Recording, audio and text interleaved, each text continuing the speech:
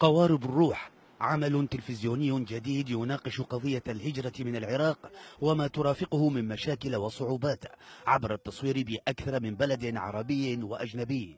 ما يميز العمل أيضا هو بروز ظاهرة الإنتاج الشخصي بعيدا عن المؤسسات الحكومية والأهلية، في محاولة من صانع العمل للوصول لمستوى الإنتاج العربي وتحريك الوسط الفني بعيدا عن التقشف. المسلسل هو من إنتاجي شخصيا بدون تمويل من أي جهة، لا من قناة ولا من مؤسسة حكومية ولا من مؤسسة أهلية.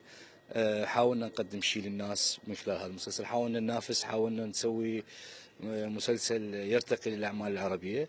ربما ننجح ربما لا، لكن سئمنا من خمول المؤسسات الإنتاج الفني العراقي.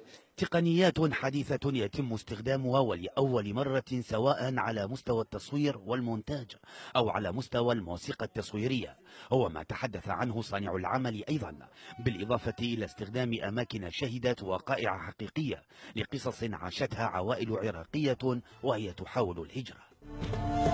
ضياع يسلمنا الضياع، وخوف يسلمنا الخوف، ومهربتي يسلمنا المهربتي، تعبنا يا حياتي ترجع البحر لعندنا جهال هم يقبل يموتوا الكتاب.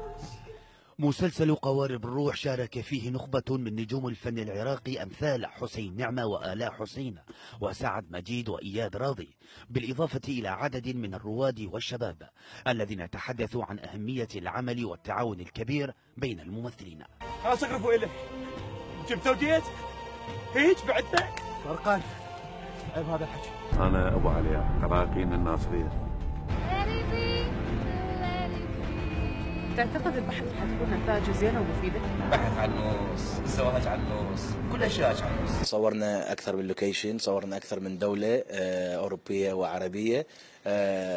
حاليا احنا في صدى انه نصور في جنوب العراق وفي شمال العراق، نعكس صوره جميله للعراق. لوكيشنات نقدر نختارها من ارقى اللوكيشنات.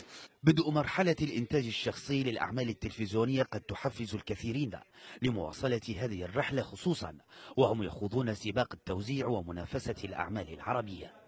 موفق مجيد، الحرة، بغداد.